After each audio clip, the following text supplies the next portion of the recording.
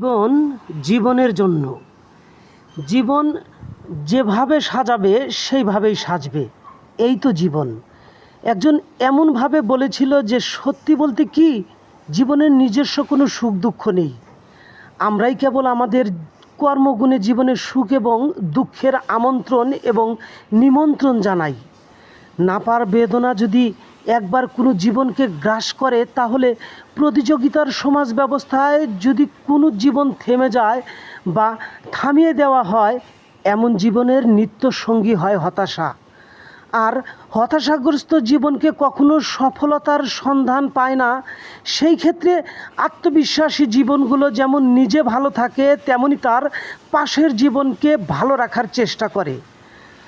না পাওয়ার শূন্যতা জীবনকে হতাশার আবাদ করে, আর হতাশার একমাত্র অভিভাবক হচ্ছে বেকারত্ব।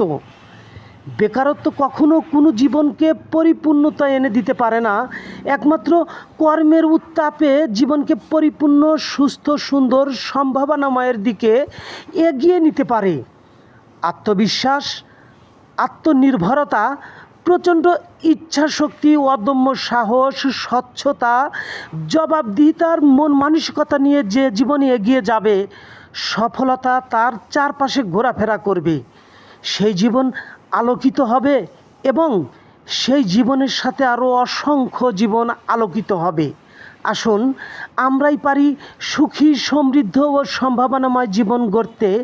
কর্মের উত্তাপে বেকারত্বের জীবন গলবেই, দূরত্ব যতই হোক পাশে থাকি, সুখী, সমৃদ্ধ ও সম্ভাবনাময় জীবন গড়ি।